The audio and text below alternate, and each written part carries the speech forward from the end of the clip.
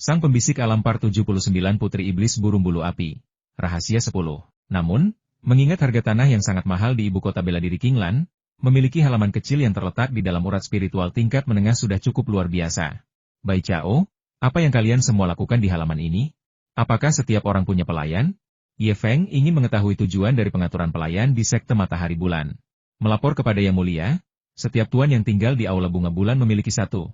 Kami para pelayan telah menerima pelatihan khusus, yang memungkinkan kami untuk memasak nasi spiritual sambil memastikan energi spiritualnya tetap terjaga, dan kami juga dapat menyeduh teh spiritual. Selain itu, Yang Mulia dapat mempercayakan kepada kami semua urusan. Selama Yang Mulia memberi perintah, kami akan melakukan apapun yang Anda inginkan. Pada saat itu, Bai Chao menggigit bibirnya sedikit, yang jelas menunjukkan bahwa kalimat terakhir ini mengandung makna khusus.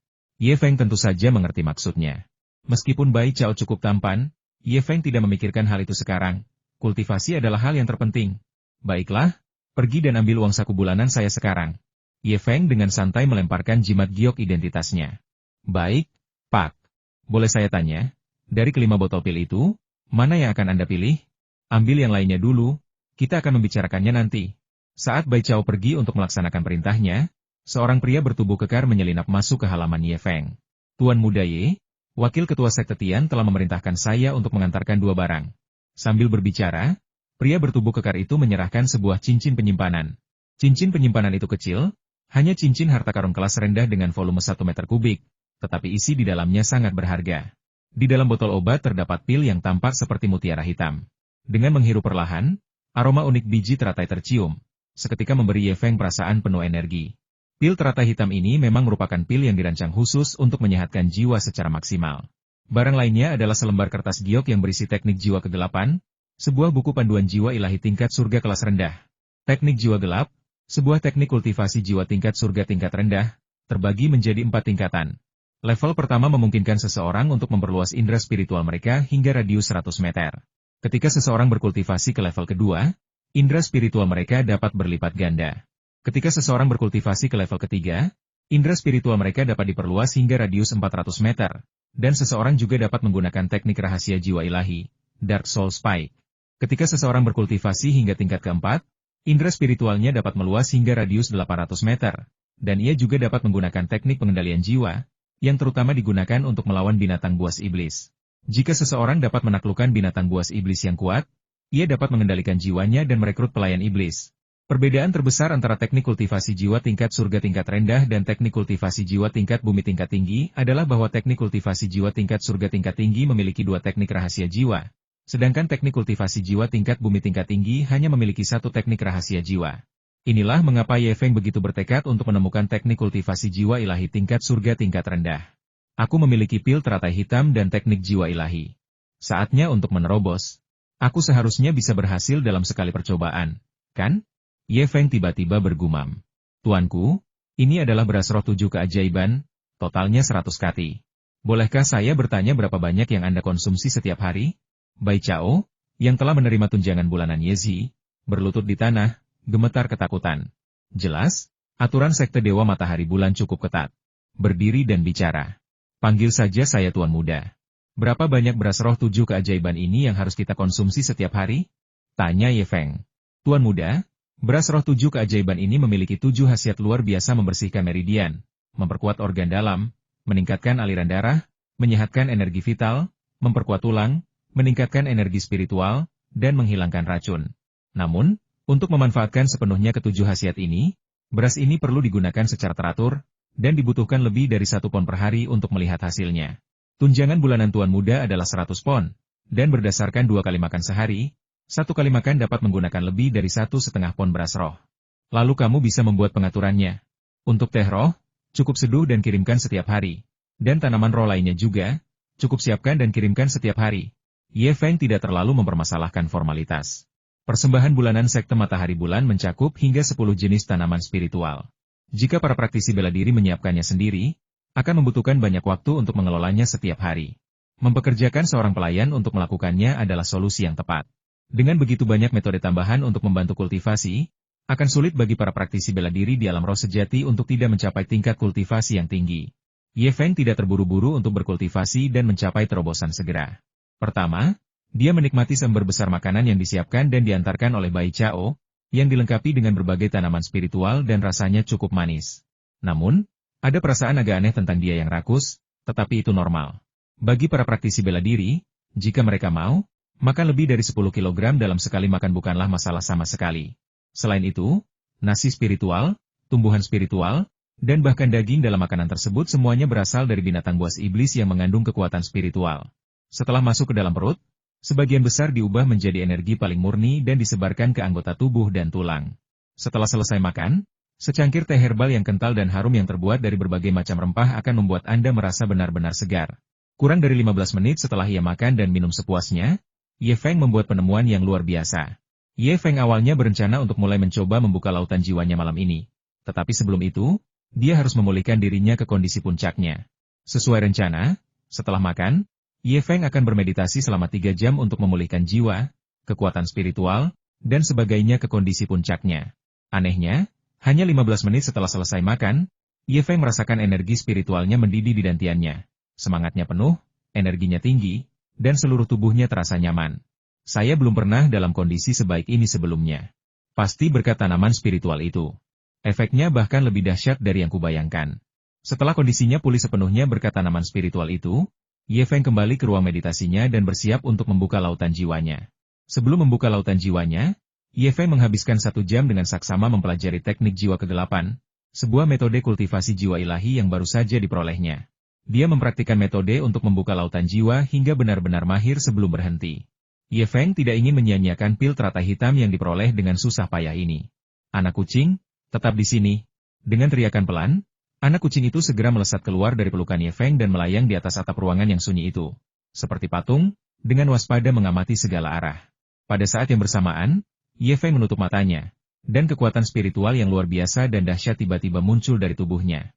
Didorong oleh teknik jiwa kegelapan, kekuatan spiritual Ye Feng yang sangat besar mulai bergetar, membuka lautan jiwa di dalam lautan kesadaran eterik dengan cara yang unik. Sebenarnya, langkah ini adalah untuk mengubah kekuatan jiwa yang tak berwujud menjadi bentuk yang nyata. Hanya dengan menyelesaikan langkah ini, umur seorang praktisi bela diri dapat sepenuhnya menembus belenggu umur manusia fana dan diperpanjang secara signifikan. Mendesis, kekuatan spiritual Ye Feng yang luar biasa dengan mudah menciptakan sebuah titik di dalam lautan kesadaran yang padat. Saat kekuatan spiritual Ye Feng pertama kali menancap di lautan kesadarannya, dia merasakan sakit kepala yang tiba-tiba. Rasanya seperti ditusuk di otak, sangat menyakitkan, dan kekuatan spiritualnya hampir lenyap. Namun, begitu pijakan pertama berhasil ditegakkan, kecepatan terbukanya lautan jiwa tiba-tiba meningkat. Di lautan kesadaran Ye Feng yang kacau, cahaya abu-abu yang kabur dengan cepat meluas. Seperti yang telah diprediksi Ye Feng, kekuatan jiwa Ye Feng sangat kuat, telah mencapai tingkat kelima alam jiwa, setara dengan kekuatan jiwa seorang seniman bela diri alam laut jiwa tingkat kelima. Dia membuka laut jiwanya dengan kecepatan yang mencengangkan.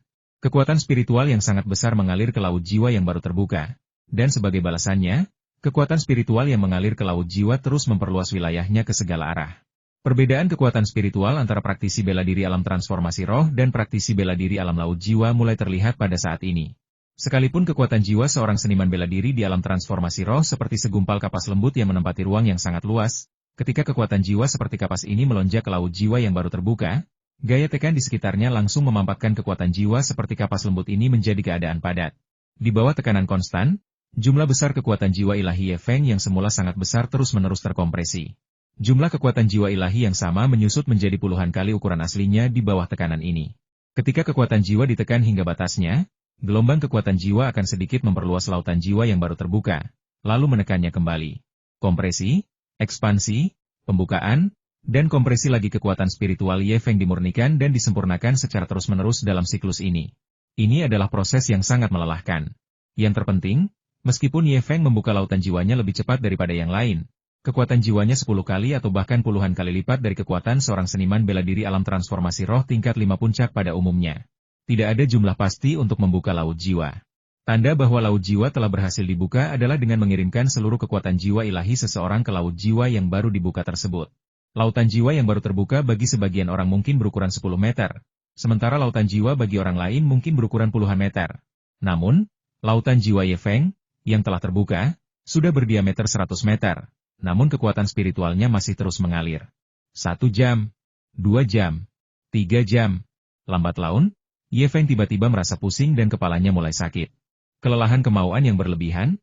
Seketika itu juga, wajah Ye Feng memucat saat ia teringat sebuah pertanyaan yang sangat menakutkan.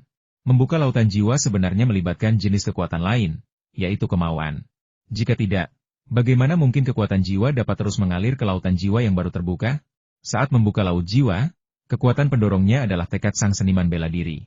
Kemauan juga merupakan salah satu jenis kekuatan spiritual, tetapi lebih maju daripada kekuatan spiritual dan merupakan jenis kekuatan bawaan manusia. Seringkali, ketika seseorang melepaskan kekuatan yang tidak dimilikinya, itu adalah ledakan kemauan. Misalnya, di saat krisis, seorang ibu biasa dapat menahan balok yang jatuh seberat 1000 pon untuk menyelamatkan anaknya. Itu adalah ledakan kemauan. Itu ada, tapi kau tak bisa menyentuhnya. Namun, sangat penting bagi para praktisi seni bela diri untuk membuka lautan jiwa mereka. Ketika seorang seniman bela diri membuka lautan jiwanya, hal itu sebenarnya didorong oleh kemauan keras. Ini adalah deskripsi dalam teknik jiwa gelap. Jika kemauan keras tidak mencukupi, maka seniman bela diri tersebut tidak akan mampu membuka lautan jiwanya sepenuhnya. Tentu saja, situasi ini sangat jarang terjadi. Hampir semua praktisi bela diri memiliki kemauan untuk mempertahankan terbukanya laut jiwa mereka. Namun, Ye Feng adalah orang yang aneh. Bahkan sebelum mencapai alam laut jiwa, Ye Feng sudah memiliki kekuatan jiwa yang setara dengan seniman bela diri alam laut jiwa tingkat 5. Dalam keadaan seperti ini, tekad Ye Feng agak kurang memadai. Apa yang harus kita lakukan? Apakah kita hanya akan menyaksikan terobosan kita gagal? Kelelahan tekad membuat kepala Ye Feng agak pusing. Pikirannya jernih, tetapi kepalanya terasa seperti terbuat dari bubur. Jika saya gagal kali ini, saya khawatir saya tidak akan mampu meraih terobosan untuk waktu yang sangat lama. Tidak bisa. Kulturisasi saya tidak boleh terbatas pada alam transformasi roh. Aku harus menerobos. Kita harus menerobos. Tiba-tiba, Ye Feng duduk tegak dan meraung. Sebuah kekuatan luar biasa menyerbu pikirannya, membuat kepalanya yang hampir pusing menjadi jernih. Proses pembukaan lautan jiwa, yang sempat terhenti, telah dimulai kembali. Namun, alis Ye Feng semakin berkerut. Seorang praktisi bela diri memiliki pemahaman yang sangat baik tentang kondisi fisik mereka sendiri. Ye Feng baru saja melepaskan ledakan energi dengan tekadnya yang sangat kuat, tetapi itu tidak bisa dipertahankan untuk waktu yang lama. Jika Ye Feng mampu melepaskan kekuatan ini puluhan kali, itu sudah cukup tepat, dan tekadnya juga akan meningkat drastis. Mungkinkah dengan mengembangkan kekuatan spiritualku dengan cara ini, aku justru telah menggali lubang untuk diriku sendiri? Tekad? Tiba-tiba, mata Ye Feng berbinar saat dia merenungkan sebuah kemungkinan. Dalam sekejap, indera ilahi Ye Feng tergerak, dan seberkas cahaya merah darah melesat keluar dari dadanya dan langsung menyatu ke dalam tubuh Ye Feng. Panji darah roh perang memberkati dengan cahaya merah tua. Saat cahaya darah menyatu ke dalam tubuhnya, Ye Feng seperti disuntik dengan darah ayam. Tekadnya yang hampir habis langsung pulih, dan pembukaan lautan jiwanya mulai berakselerasi sekali lagi. Jadi, berkah dari panji darah jiwa pertempuran tidak meningkatkan kekuatan spiritual penerima, melainkan kemauan mereka. Bendera ini dapat meningkatkan kekuatan tekad secara langsung. Tampaknya bendera darah jiwa pertempuran ini bahkan lebih canggih dari yang kubayangkan. Tidak mengherankan jika Ye Feng memiliki gagasan ini. Setidaknya untuk saat ini, Ye Feng belum bersentuhan dengan kekuatan kemauan, apalagi mewujudkannya. Panji darah jiwa perang telah mencapai hal ini. Oleh karena itu, level panji darah jiwa perang jauh lebih tinggi.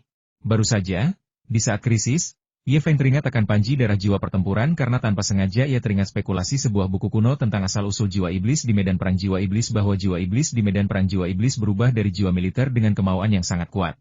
Ye Feng kemudian bertanya-tanya apakah panji darah jiwa pertempuran, yang diisi kembali dengan jiwa-jiwa iblis untuk memberikan cahaya darahnya, mungkin memiliki kekuatan kemauan. Tanpa diduga, Ye Feng benar. Setelah menenangkan diri, Ye Feng melanjutkan pengembangan lautan jiwanya.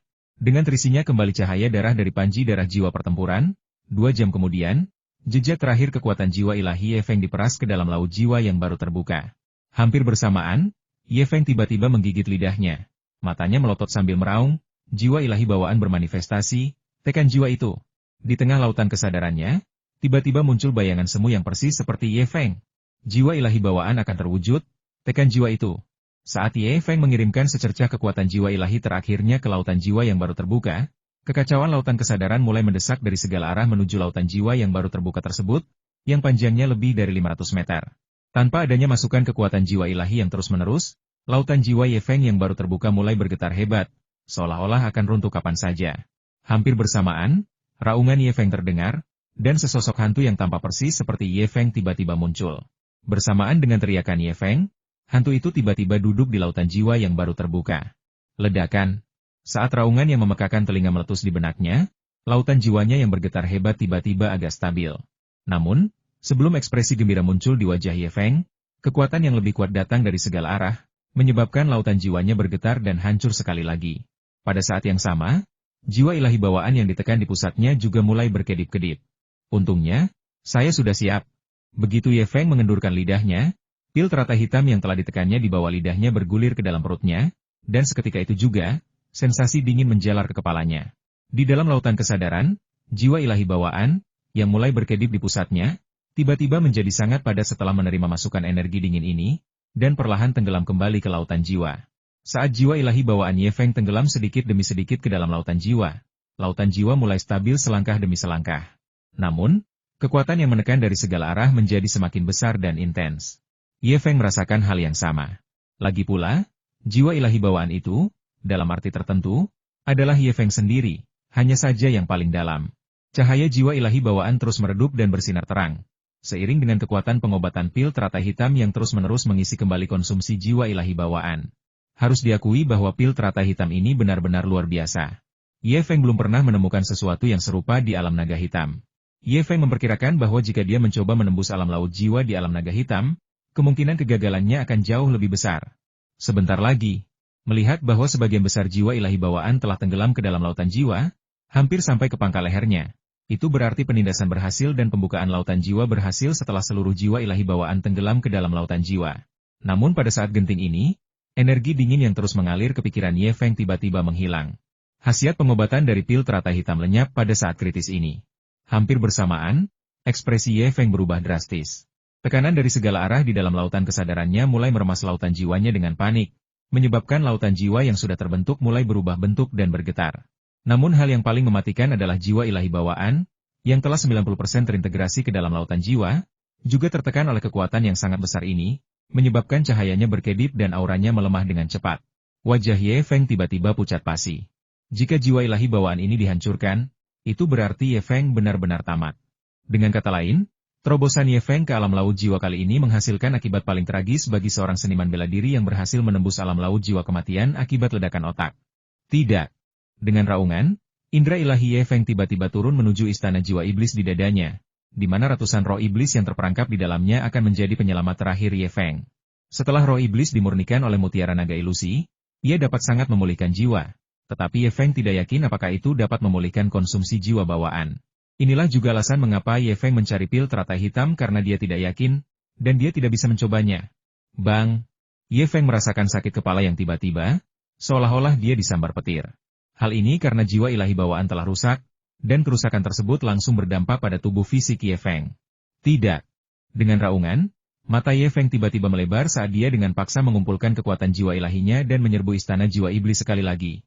Tepat ketika kekuatan jiwa ilahi Ye Feng mengalir ke istana jiwa iblis dan dengan tepat memenjarakan serta memurnikan roh iblis, dua suara aneh tiba-tiba terdengar dari dalam tubuh Ye Feng. Suara berdengung, seperti getaran pedang. Ye Feng mengenali suara itu.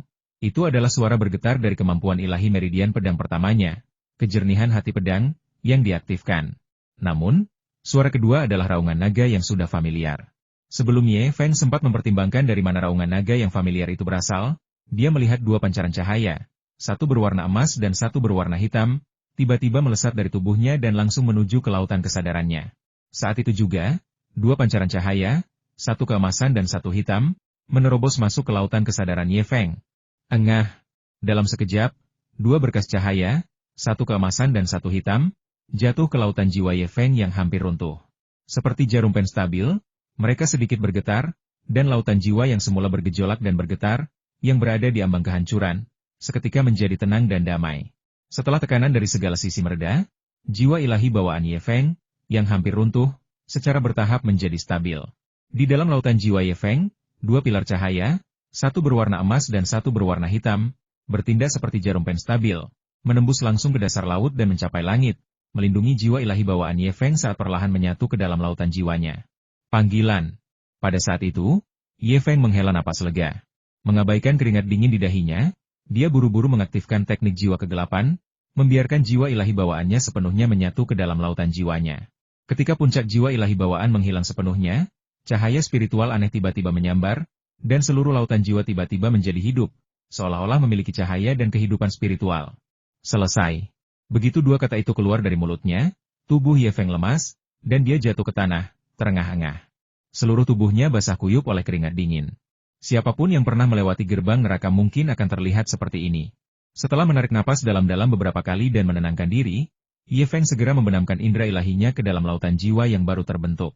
Ye Feng benar-benar ingin tahu dari mana cahaya ilahi penyelamat hidup itu berasal ketika dia berada di ambang hidup dan mati. Di dalam lautan jiwa Ye Feng, dua pilar cahaya, satu berwarna emas dan satu berwarna hitam, berdiri tegak seperti pilar yang menopang langit. Pola-pola rumit samar-samar terlihat pada pilar-pilar tersebut, meskipun tidak dapat dibedakan dengan jelas. Pada pandangan pertama, Ye Feng merasa bahwa dengan dua pilar cahaya ini, lautan jiwanya tidak akan pernah runtuh kecuali pilar-pilar cahaya itu hancur berkeping-keping. Dengan laut jiwa yang utuh, akan semakin mustahil bagi siapapun untuk melukai jiwa ilahi bawaan Ye Feng. Jiwa ilahi bawaan Ye Feng kini telah sepenuhnya menyatu dengan seluruh laut jiwa, dan setiap tempat di dalam laut jiwa dapat menjadi tempat tinggal bagi jiwa ilahi bawaan tersebut. Lautan jiwa Ye Feng ditekan dan dilindungi oleh dua pancaran cahaya berbentuk pilar ini, yang tampaknya membentuk sistem pertahanan yang sempurna. Ye Feng memiliki firasat samar bahwa mungkin tidak banyak orang yang bisa melukai jiwa bawaannya. Hanya dengan sedikit berpikir, Ye Feng memahami asal-usul pilar cahaya emas tersebut. Sinar keemasan itu sebenarnya dapat berkomunikasi dengan indera ilahi Ye Feng, yang berasal dari kemampuan ilahi meridian pedang pertama Ye Feng, koneksi hati pedang. Adapun detailnya, kultivasi Ye Feng terbatas, jadi dia tidak mengetahuinya. Bagaimanapun juga, selama krisis, keturunan pertama Ye Feng, yang telah ditempa menjadi kekuatan ilahi, mengambil inisiatif untuk melindungi tuannya. Ye Feng merasa aneh dengan pancaran cahaya hitam itu. Setelah memahami pilar cahaya emas pertama, Ye Feng pada dasarnya yakin bahwa pilar cahaya hitam berasal dari garis keturunan bawaan kedua Ye Feng. Garis keturunan bawaan kedua yang dipenuhi cahaya hitam yang memancar dari mata kiri naga hitam di dalam istana rahasia naga hitam, yang untuk sementara disebut Ye Feng sebagai garis keturunan bawaan naga hitam. Pilar cahaya hitam ini tampaknya memiliki hubungan yang samar dengan jiwa Ye Feng, tetapi sangat lemah. Terlebih lagi, dibandingkan dengan pilar cahaya emas pertama, pilar cahaya hitam ini kekurangan vitalitas yang dimilikinya. Mungkinkah karena saya belum menggunakannya? Namun, hal itu juga membawa kabar baik bagi Ye Feng. Ye Feng selalu berpikir bahwa garis keturunan bawaan keduanya, yang dikuasai oleh cahaya hitam, jarang aktif, dan dia hampir mengira itu telah hancur. Sekarang tampaknya hal itu sama sekali tidak sederhana. Seharusnya seperti garis keturunan bawaan pertama, yang telah ditempa menjadi semacam seni bela diri supranatural. Namun, masih ada beberapa kekurangan. Entah kemampuan bela diri supranatural itu belum ditempa, atau sudah ditempa tetapi belum dikuasai oleh Ye Feng, atau ada sesuatu yang hilang. Namun setidaknya tindakan hari ini membuktikan bahwa garis keturunan bakat naga hitam kedua Ye Feng bukanlah sesuatu yang tidak berguna. Seharusnya berguna, hanya saja Ye Feng belum menemukannya. Memikirkan hal ini, Ye Feng teringat akan 3 bentuk penguasa naga hitam yang diperolehnya dari istana rahasia naga hitam. Begitu Ye Feng menguasai 3 bentuk penguasa naga hitam, garis keturunan naga hitam keduanya akan sedikit terguncang. Mungkinkah 3 wujud penguasa naga hitam adalah kunci untuk sepenuhnya menguasai atau membuka garis keturunan bakat naga hitam kedua? Sepertinya aku perlu berlatih 3 jurus penguasa naga hitam dengan tekun di masa mendatang. Siapa tahu, mungkin suatu hari nanti aku akan terkejut? Ye Feng langsung mendapat ide. Pada saat itulah Ye Feng, yang keterkejutannya telah mereda, memiliki kesempatan untuk memeriksa kondisinya sendiri setelah berhasil membuka lautan jiwanya. Meskipun kekuatan jiwa Ye Feng yang dahsyat hampir membawanya pada kematian, lautan jiwa yang berhasil ia buka selama masa sulitnya memang luar biasa. Sebagian besar praktisi bela diri yang baru saja menembus alam laut jiwa memiliki laut jiwa dengan diameter setidaknya 10 meter, beberapa berdiameter 30 atau 40 meter, dan mereka yang memiliki laut jiwa berdiameter 100 meter dianggap sebagai jenius luar biasa. Namun, lautan jiwa Ye Feng telah mencapai radius lebih dari 900 meter, seukuran lautan jiwa seorang ahli alam lautan jiwa tingkat 5. Yang paling aneh, ada 2 pilar, 1 emas dan 1 hitam, berdiri tegak di lautan jiwa. Dengan sedikit gerakan indera ilahinya, Ye Feng merasakan perubahan yang terjadi setelah terobosannya. Dibandingkan sebelum terobosannya, kecepatan Ye Feng dalam mengaktifkan kekuatan jiwa ilahinya lebih dari 10 kali lebih cepat. Daya penghancur yang terkandung dalam satu gelombang kekuatan jiwa ilahi dengan besaran yang sama setidaknya 10 kali, atau bahkan lebih dari 10 kali, lebih besar dari sebelumnya. Kalau dipikir-pikir, kekuatan spiritual Ye Feng sebelumnya lembut seperti kapas. Menggunakannya untuk menyerang musuh seperti memukul mereka dengan palu kapas sepanjang 10 meter. Namun kini, dengan sebuah pikiran, Ye Feng mengeluarkan palu yang ukurannya lebih dari 10 kali lebih kecil. Jumlah total jiwa ilahi yang digunakan sama, tetapi kualitasnya berbeda, sehingga efek serangannya sangat berbeda. Hal ini paling jelas tercermin dalam kecepatan perputaran energi spiritual Ye Feng. Sebelumnya, hanya dengan mengerahkan energi spiritual hingga batas maksimal dengan seluruh indera ilahi seseorang barulah dapat merasakan sensasi menyengat di meridian. Namun sekarang, begitu Ye Feng sedikit menggunakan indera ilahinya untuk mengaktifkan kekuatan spiritualnya, seluruh meridiannya terasa sangat sakit. Ye Feng merasa bahwa kecepatan sirkulasi kekuatan spiritual telah meningkat setidaknya 50%. Setelah meridian beradaptasi setelah beberapa waktu, kekuatan spiritual Ye Feng, meskipun tidak dapat meningkat hingga 50%, pasti akan meningkat sebesar 20% atau 30%. Peningkatan setelah menembus alam laut jiwa memang mengesankan. Namun, menembus alam laut jiwa hanyalah permulaan. Menembus alam laut jiwa dan membuka laut jiwa hanyalah langkah pertama, dan juga yang terpenting. Langkah selanjutnya akan memungkinkan kekuatan tempur Ye Feng untuk berkembang pesat. Peningkatan kekuatan spiritual hanyalah langkah pertama dalam menembus alam laut jiwa. Transformasi kekuatan spiritual adalah langkah kedua dalam meningkatkan kekuatan setelah menembus alam laut jiwa. Meskipun disebut sebagai langkah kedua, transformasi kekuatan spiritual setelah menembus alam laut jiwa pada dasarnya disebabkan oleh peningkatan kekuatan jiwa ilahi. Setelah seorang seniman bela diri berhasil membuka lautan jiwa mereka akan mulai menggunakan kekuatan jiwa ilahi mereka untuk memurnikan kekuatan spiritual mereka, sehingga sepenuhnya menstabilkan kultivasi mereka di alam lautan jiwa. Dibandingkan dengan kekuatan spiritual, kekuatan jiwa bagaikan palu tempa alami, yang membuat kekuatan spiritual lebih padat dan halus selama proses peredarannya. Tentu saja, efeknya tidak sebesar peningkatan kekuatan spiritual, terutama karena kekuatan spiritual telah ditempa berkali-kali sebelumnya dan telah menjadi sangat halus. Sekarang setelah kekuatan spiritualku meningkat, aku dapat memurnikan energi spiritualku lagi. Jika kekuatan spiritual sebelum mencapai alam transformasi roh itu seperti besi, maka kekuatan spiritual setelah menembus ke alam laut jiwa itu seperti baja yang dimurnikan. Kekuatan seorang seniman bela diri di alam laut jiwa terletak tepat pada titik ini. Kekuatan spiritual yang lebih halus akan lebih ampuh baik dalam serangan maupun pertahanan, yang merupakan salah satu alasan mendasar mengapa jari awan melayang milik Ye Feng tidak dapat membunuh seorang seniman bela diri alam laut jiwa tingkat 5 hanya dengan satu jari. Berkat restu Ziling, yang untuk sementara berada di garis keturunan bawaan pertama, jari awan melayang mampu membunuh seorang seniman bela diri tingkat 5 alam laut jiwa biasa hanya dengan satu jari. Tentu saja, ini hanya berlaku untuk seniman bela diri biasa yang baru saja menembus ke alam laut jiwa. Ye Feng bukanlah seorang seniman bela diri biasa. Ye Feng baru saja mencapai terobosan, dan kekuatan spiritualnya setara dengan pendekar bela diri alam laut jiwa tingkat 5. Oleh karena itu, tingkat palu penempaan kekuatan spiritual Ye Feng kekuatan spiritualnya berada pada tingkat pendekar bela diri alam laut jiwa tingkat 5. Konsekuensi paling langsungnya adalah kekuatan spiritual yang dimurnikan oleh jiwa Ye Feng hampir sama dengan kekuatan para seniman bela diri veteran alam laut jiwa, atau bahkan 20% lebih kuat. Alasannya sederhana, kekuatan spiritual Ye Feng tidak hanya ditempa oleh kekuatan jiwanya, tetapi juga oleh penempaan spontan dari mutiara naga ilusi. Setiap kali kekuatan spiritual Ye Feng melewati mutiara naga ilusi, kekuatan itu secara otomatis ditempa oleh kekuatan yang ada di dalam mutiara naga ilusi tersebut. Penguatan otomatis dari mutiara naga ilusi selalu membuat kekuatan spiritual Ye Feng jauh lebih kuat daripada para ahli bela diri setingkatnya, yang juga merupakan alasan penting mengapa orang selalu berpikir Ye Feng mampu menantang lawan-lawan dengan level yang lebih tinggi. Dengan kata lain, Ye Feng kini memiliki kekuatan jiwa ilahi tingkat kelima dari alam laut jiwa, dan dengan penempaan otomatis mutiara naga ilusi, intensitas kekuatan spiritual Ye Feng telah jauh melampaui seorang ahli alam laut jiwa tingkat kelima. Meskipun kekuatan spiritualnya tidak meningkat sedikit pun, kekuatan dan daya tempur Ye Feng meningkat drastis setelah berhasil membuka lautan jiwanya. Sebelumnya, ketika Ye Feng dikepung oleh para ahli bela diri di alam laut jiwa, dia mungkin harus berhati-hati.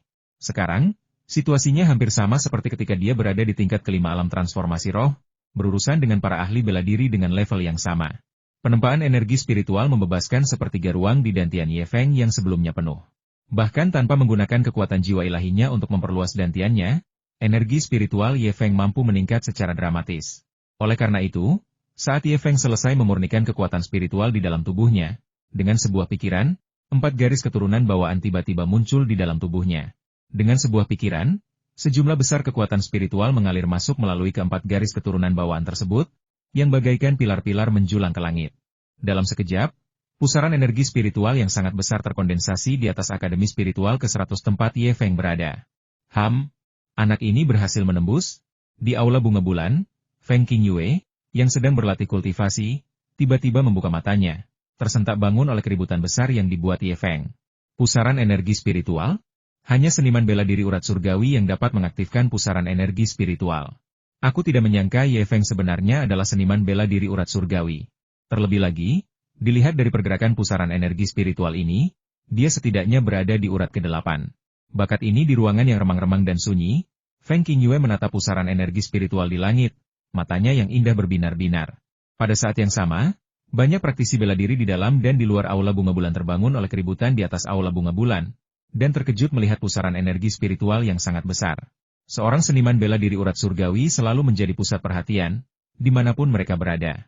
Semakin tinggi tingkat kultivasi seorang seniman bela diri, semakin besar pula batasan yang ditimbulkan oleh bakat bawaan dan garis keturunannya terhadap pencapaian mereka. Setelah alam laut jiwa, ada alam penempaan meridian.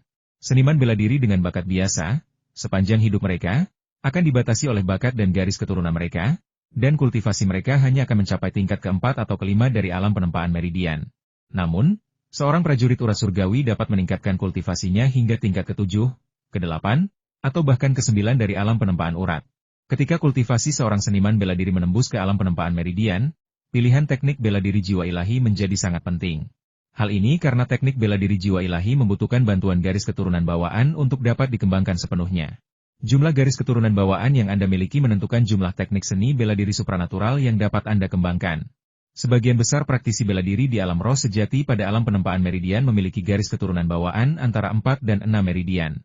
Teknik gerakan supranatural, keterampilan bela diri supranatural defensif, dan keterampilan bela diri supranatural ofensif adalah perlengkapan paling dasar bagi seorang seniman bela diri di alam penempaan meridian.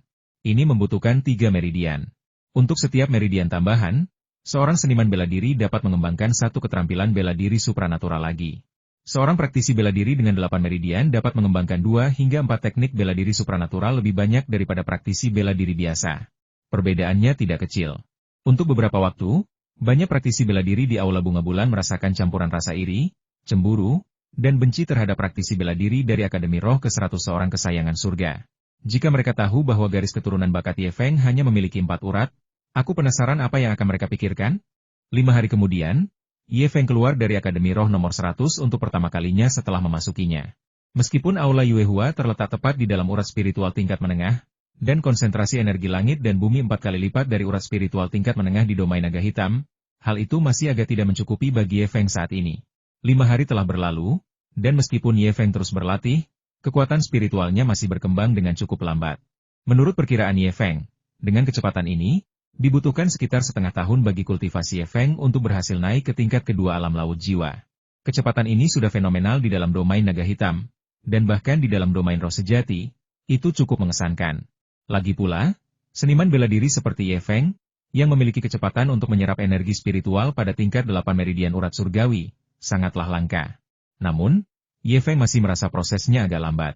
6 bulan kemudian, jika Ye Feng mewakili Sekte Ilahi Matahari Bulan di konferensi roh yang kembali, lawannya akan menjadi seorang ahli di alam urat penempaan. Dengan hanya kultivasi tingkat kedua alam laut jiwa, akan sangat sulit baginya untuk menghadapi seorang ahli di alam urat penempaan. Yang lebih penting lagi, jika Ye Feng ingin hidup bebas di alam roh sejati ini, dia harus memiliki kekuatan untuk melawan para ahli di alam penempaan meridian. Aliran spiritual unggul Sekte Matahari Bulan akan menjadi pilihan terbaik bagi Ye Feng. Setelah memberi instruksi kepada Bai Chao, Ye Feng mengambil jimat giok identitas berwarna ungu dan keluar. Akademi spiritual tingkat tinggi Sekte Ilahi Matahari Bulan, yang dibangun di atas urat spiritual tingkat tinggi, tidak jauh dari aula bunga bulan. Ketika Ye Feng pertama kali tiba, dia dapat melihat energi spiritual yang berputar-putar yang berasal dari urat spiritual tingkat tinggi dari kejauhan. Sekitar 5 atau 6 mil dari Yuehua Hall, terdapat hutan bambu yang luas. Hampir setiap batang bambu di hutan itu setebal mangkuk, dan masing-masing tampak segar dan hijau, mungkin karena dipupuk oleh energi langit dan bumi yang melimpah. Salah satu dari 4 urat spiritual unggul yang dimiliki oleh Sekte Matahari Bulan terletak di dalam hutan bambu ini. Di dalam hutan bambu, rumah-rumah yang teduh tampak menjulang, dan layar energi spiritual berkilauan dengan cahaya lembut. Setelah tinggal di alam roh sejati begitu lama, Ye Feng telah memahami banyak hal.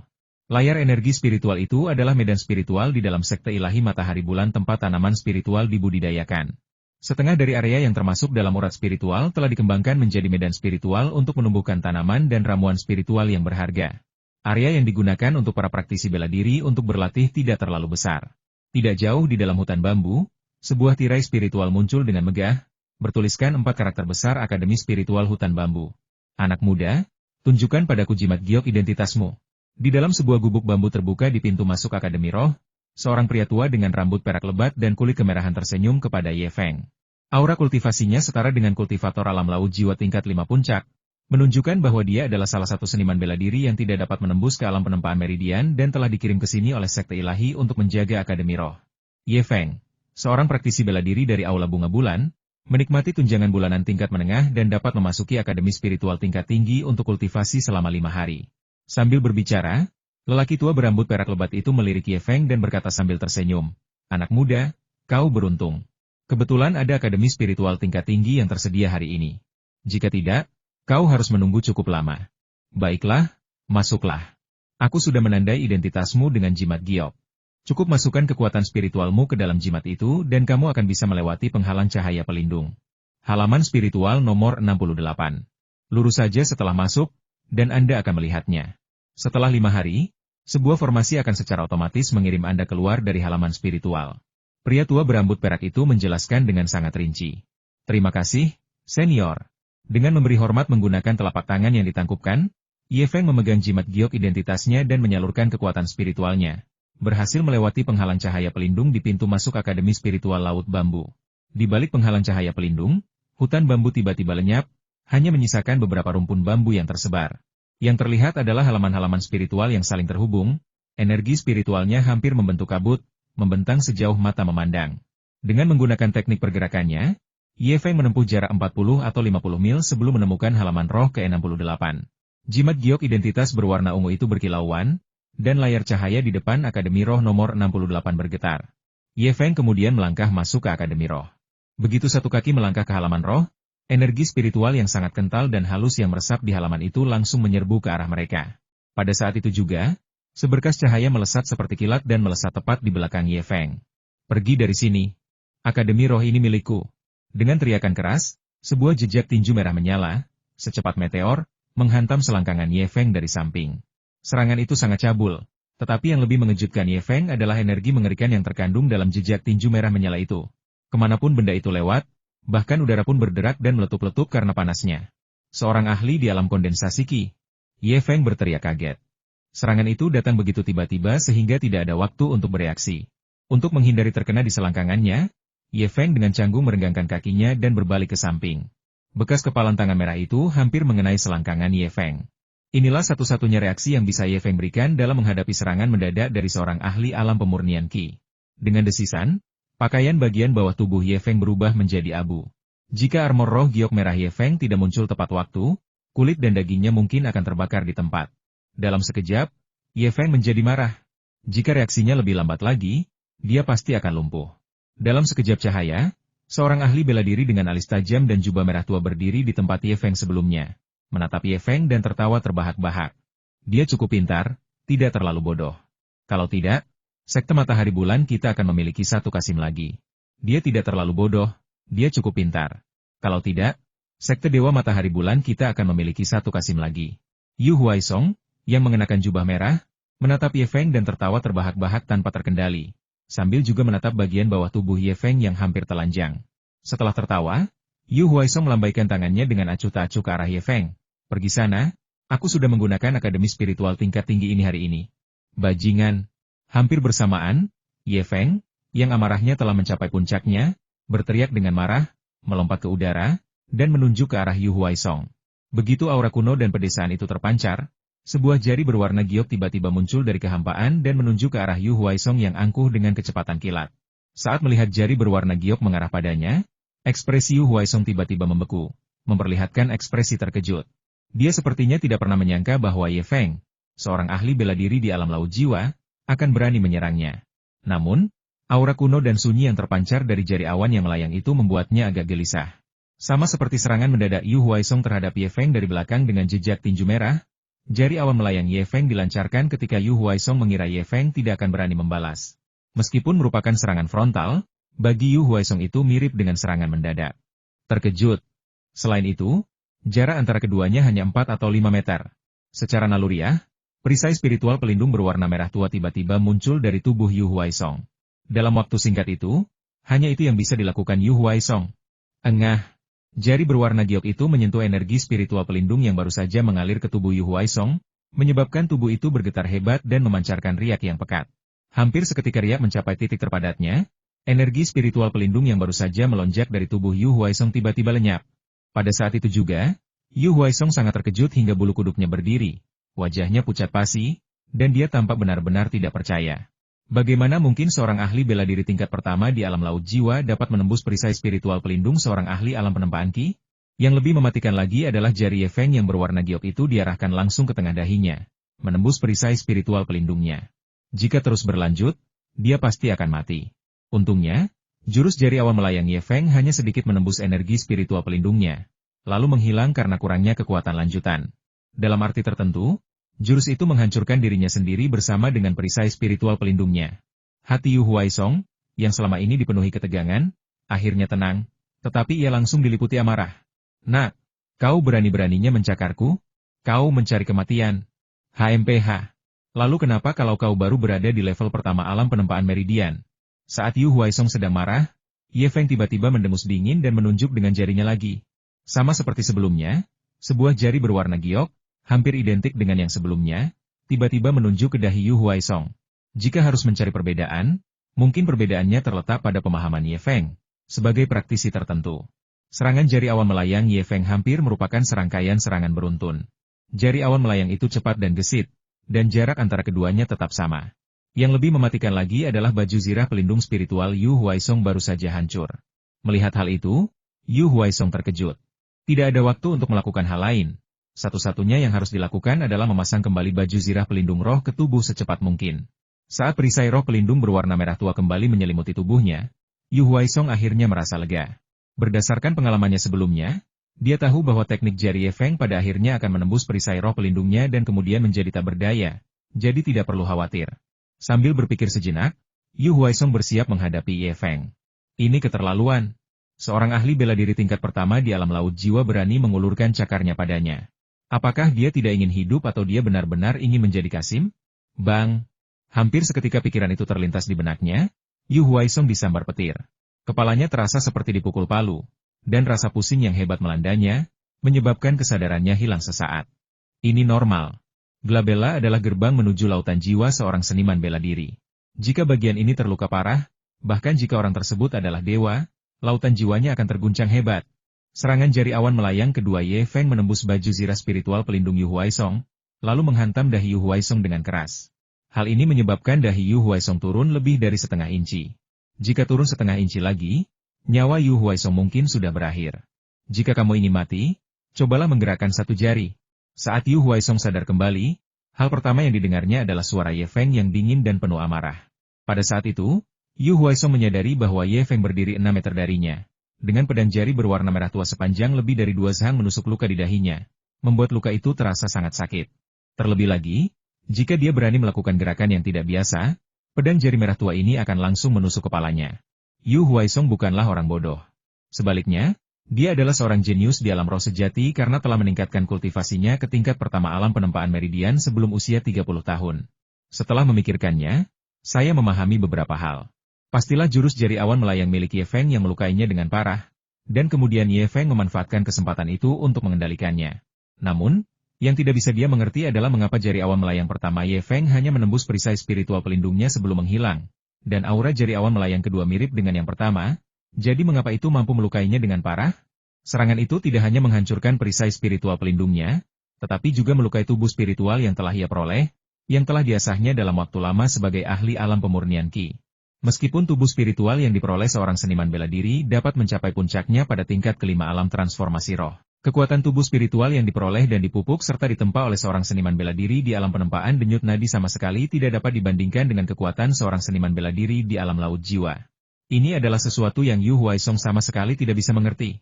Aku benar-benar tidak bisa memahaminya. Hanya Ye Feng sendiri yang bisa menjelaskan hal ini.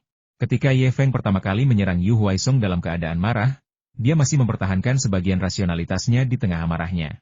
Setelah berhasil menembus level kultivasinya, kekuatan dan kemampuan bertarung Ye Feng telah meningkat pesat. Secara khusus, dia tidak tahu persis seberapa kuat jurus bela diri seperti jari awan melayang, karena kekuatannya meningkat seiring dengan kekuatan praktisi bela diri tersebut. Jika aku tanpa sengaja membunuh bajingan ini di depanku, aku akan berada dalam masalah besar. Terlepas dari faksi seni bela diri manapun, Para ahli di alam pemurnian Qi sangat penting, terutama mengingat aturan ketat dari sekte ilahi. Oleh karena itu, jurus jari awan melayang pertama Ye Feng sepenuhnya diluncurkan oleh kemampuannya sendiri, tanpa restu dari Ziling yang berada di meridian pedang pertama. Setelah jurus jari awan melayang pertama Ye Feng menembus energi spiritual pelindung Yu Huaisong, Ye Feng memiliki titik acuan. Dengan ini, dia tidak lagi ragu-ragu saat menggunakan jurus jari awan melayang kedua. Dia langsung meminta Ziling untuk meningkatkannya, dan kekuatannya meningkat lebih dari 20% atau 30%. Inilah mengapa kedua teknik Cloudfinger memiliki tingkat kekuatan yang berbeda. HMPH, kau dari geng mana? Kau berani membunuhku? Apa kau sudah bosan hidup? Setelah tenang, Yu Huaisong pun mengerti inti permasalahannya. Aku tidak berani membunuhmu? Apa yang perlu ditakutkan? Kau yang menyerangku duluan. Ye Feng mencibir, lalu mulai menatap Yu Huaisong dari atas ke bawah, memikirkan cara menghadapi orang ini. Pria ini hampir menghancurkan kejantananku. Bahkan jika aku tidak membunuhnya, aku harus memberinya pelajaran yang tak akan pernah dia lupakan. Apakah kau berani membunuhku? Dengan senyum percaya diri, Yu Huaisong tiba-tiba melangkah maju, mendorong pedang jari Ye Feng. Ayo, kau berani melakukannya? Silakan tusuk aku sampai mati jika kau berani. Yu Huaisong melangkah maju selangkah demi selangkah dengan kepala tegak, memaksa Ye Feng mundur selangkah demi selangkah. Tetapi pedang di tangannya tidak pernah lepas dari dahi Yu Huaisong. Yu Huaisong yakin akan hal ini, beranikah ia membunuhnya? Ye Feng tidak punya alasan untuk membunuh seseorang di sini. Aturan pertama sekte Matahari Bulan adalah dilarang saling membunuh. Para praktisi bela diri adalah orang-orang yang bersemangat dan energik. Tidak masalah untuk saling bertukar pukulan dan bertarung, tetapi jika mereka berani membunuh anggota sekte, mereka akan langsung melanggar aturan ketat sekte tersebut. Ye Feng tidak perlu menjadikan dirinya musuh dunia. Apa? Kau terlalu takut? Ayolah, kenapa kau mengancamku? Sembari mengumpat, kilatan ganas muncul di mata Yu Huaisong. Diam-diam, kekuatan spiritual yang dingin dan jahat tiba-tiba melesat keluar dari belakang kepala Yu Huaisong dan menghantam dahi Ye Feng. Teknik rahasia jiwa ilahi dorongan angin yin.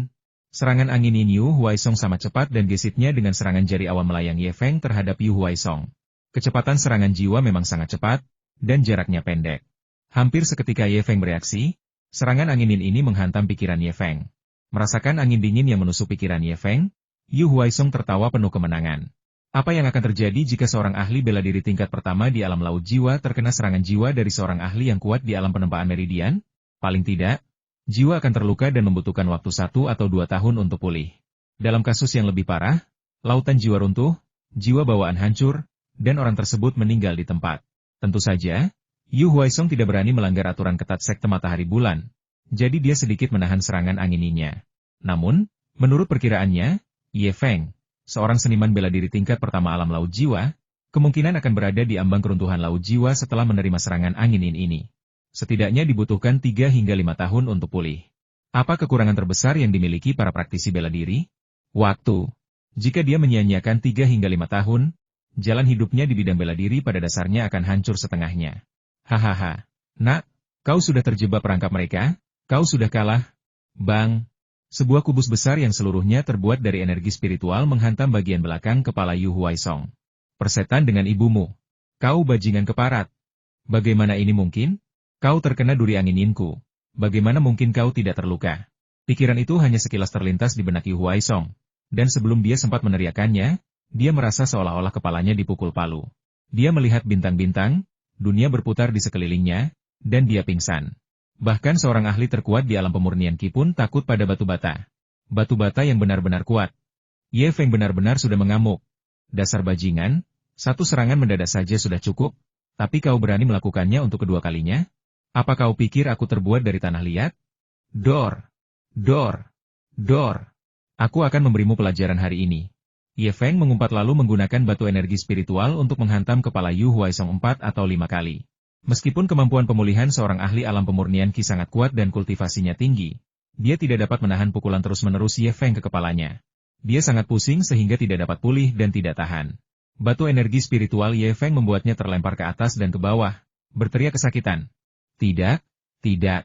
Tiba-tiba, sebuah suara mendesak terdengar, mengejutkan Ye Feng. Tidak mungkin, makhluk ini bisa memohon ampun? Apakah itu berarti ia akan segera pulih? Secara tidak sadar, Ye Feng meningkatkan kekuatan batu energi spiritual di tangannya. Memanggil. Batu energi spiritual Ye Feng, disertai suara siulan tajam, menghantam bagian belakang kepala Yu Huaisong, membuatnya jatuh ke tanah, Matanya berputar ke belakang saat ia kejang-kejang. Bahkan kultivator terkuat di alam pemurnian Qi pun memiliki titik vital. Menampar kepala mereka tetap akan membuat mereka pusing. Pukulan Ye Feng dengan batu spiritual itu cukup kuat, langsung meretakan bagian belakang kepala Yu Huaisong, yang sangat mengejutkan Ye Feng. Jika kamu membunuhnya, itu akan menjadi masalah. Pemeriksaan cepat dengan indera ilahinya mengungkapkan bahwa itu hanyalah patah tulang di bagian belakang kepala, jauh dari kata fatal. Jangan, suara yang tadi terdengar di belakang Ye Feng tiba-tiba berhenti, dan itu membuatnya terkejut. Dia berbalik dengan cepat dan melihat lelaki tua berambut perak, penjaga Akademi Spiritual Laut Bambu, berdiri di belakangnya, menatap Yu Huaisong yang tergeletak di tanah dengan ekspresi takjub. Alis Ye Feng sedikit berkerut. Ini agak aneh. Ye Feng sama sekali tidak menyadari kedatangan lelaki tua berambut perak itu, dia bahkan salah mengira itu suara Yu Huaisong. Namun, setelah berpikir lebih lanjut, Ye Feng merasa lega. Bagaimanapun, lelaki tua berambut perak ini adalah seorang veteran yang telah mencapai puncak tingkat kelima alam laut jiwa selama bertahun-tahun. Sementara dirinya sendiri baru berada di tingkat pertama alam laut jiwa, hanya saja dengan kultivasi spiritual yang lebih kuat. Pria tua berambut perak itu tampak agak berantakan, dengan robekan besar di bajunya di bagian dada, seolah-olah telah disobek oleh pukulan telapak tangan seseorang. Hei, sudah kubilang jangan memaksa masuk. Seluruh Akademi Roh sudah ditempati. Kenapa kau masih mencoba menerobos masuk? Pria tua berambut perak itu mengarahkan tongkat bambunya ke arah Yu Huaisong, yang telah pingsan, dengan sedikit amarah. Mendengarkan kata-kata lelaki tua berambut perak itu, Ye Feng segera memahami garis besar situasi. Yu Huaisong di hadapannya ini seharusnya juga datang ke Akademi Spiritual Laut Bambu untuk berkultivasi, tetapi dia datang terlambat, dan akademi itu sudah tidak ada lagi. Mungkin hanya kebetulan dia tiba tepat waktu untuk melihat Ye Feng masuk. Jadi dia mengikutinya masuk dan bahkan sedikit berselisih dengan lelaki tua berambut perak yang menjaga halaman. Ye Feng mengalami semua yang terjadi setelah itu. Yu Huaisong, mengandalkan tingkat kultivasinya, mencoba merebut akademi spiritual yang telah dipesan Ye Feng secara paksa. Tanpa diduga, karena kecerobohannya, ia malah dikalahkan oleh Ye Feng. Tentu saja, bukan berarti Yu Huaisong ceroboh. Tepatnya, kultivasi Ye Feng baru saja menembus alam laut jiwa, dan kekuatan tempurnya meroket, itulah sebabnya Yu Song mengalami kesulitan. Anak muda, kau telah melakukan pekerjaan yang bagus dalam mengurus orang ini. Pria tua berambut perak itu mengacungkan jempol kepada Ye Feng, tetapi tatapannya menyapu bagian bawah tubuh Ye Feng yang telanjang, yang hanya ditutupi oleh armor roh giok merah. Ye Feng tersipu dan cepat-cepat mengenakan celana. Melihat Yu Huaisong tergeletak di tanah, dia sangat marah. Semua ini gara-gara Yu Huaisong yang terlalu sombong sehingga Ye Feng menderita musibah yang tidak pantas. Namun, karena orang ini sudah dijatuhkan ke tanah oleh Ye Feng, akan terlalu berlebihan untuk berurusan dengannya lebih lanjut. Tetapi membiarkannya pergi begitu saja akan meninggalkan perasaan kurang puas. Dengan sekali ayunan pedangnya, potongan-potongan kain berterbangan kemana-mana, memperlihatkan bagian bawah tubuh Yu Huaisong yang telanjang seperti Ye Feng. Tentu saja, Ye Feng tidak tertarik untuk mengagumi pemandangan itu. Cahaya dingin menyambar telapak tangannya, dan teknik kekuatan spiritual yang sudah lama tidak digunakan, aura beku, tiba-tiba menyelimuti bagian bawah tubuh Yu Huaisong. Retak, retak, retak.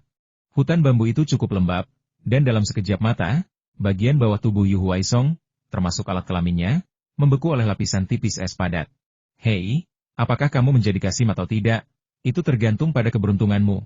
Sambil tertawa kecil, Ye Feng menangkupkan kedua tangannya sebagai tanda hormat kepada lelaki tua berambut perak itu, dan berkata, "Maaf merepotkan Anda, senior." Pria tua berambut perak itu melambaikan tangannya, menyipitkan mata, dan tersenyum, "Tidak apa-apa, tapi orang ini akan segera bangun. Sebaiknya kau cepat masuk Akademi Roh. Orang ini memiliki latar belakang yang cukup buruk dan bertindak sembrono. Begitu kau masuk Akademi Roh, dengan penghalang cahaya pelindung Akademi Roh yang memisahkan kalian, dia tidak akan bisa melakukan apapun padamu. Terima kasih atas bimbingan Anda, senior." Dengan membungkuk, Ye Feng melangkah masuk ke Akademi Roh. Melihat Ye Feng memasuki Akademi Roh, lelaki tua berambut perak itu menggelengkan kepalanya, mengetuk tongkat bambunya, dan segera pergi. Hampir bersamaan, Yu Huaisong mengerang kesakitan dan perlahan terbangun. Dalam sekejap, rintihan kesakitan Yu Huaisong berubah menjadi jeritan yang mengerikan. Sayangku, sayangku, bagaimana kau bisa sadar kembali? Siapa? Siapa yang melakukan ini?" Di depan halaman spiritual nomor 68, Yu Huaisong menatap bagian bawah tubuhnya yang telanjang dan menjerit seperti babi yang sedang disembelih. Aura dingin Ye Feng sangatlah menusuk, dan hanya dalam waktu singkat, aura itu telah membuat bagian bawah tubuhnya mati rasa. Untungnya, tubuh spiritual yang diperoleh Yu Huaisong telah ditempa hingga batasnya, dan dia mengolah kekuatan spiritual tipe api. Aura es Ye Feng adalah teknik kekuatan spiritual rahasia yang dia kembangkan ketika dia berada di alam pemandu roh, jadi kekuatannya hanya rata-rata. Tak lama kemudian, kabut menghilang, dan Yu Huaisong berdiri. Keterkejutannya sedikit mereda. Sebuah benjolan darah besar telah membengkak di bagian belakang kepalanya.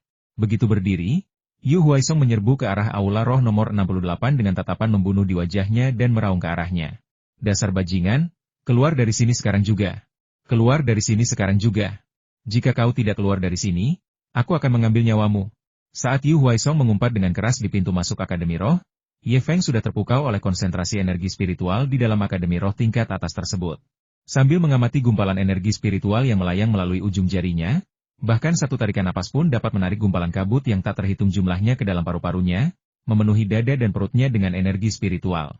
Saat energi spiritual memasuki tubuhnya, sutra hati giok yang hancur mulai beroperasi secara otomatis, memurnikan energi spiritual langit dan bumi yang telah diserapnya ke dalam tubuhnya.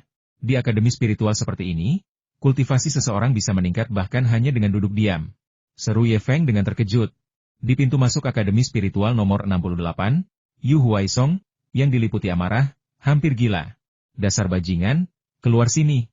Kalau kau tidak keluar, aku akan meratakan seluruh Akademi Roh ini dan menyeretmu keluar. Keluar dari sini. Dengan raungan, jejak kepalan tangan merah tiba-tiba muncul di dada Yu Huaisong.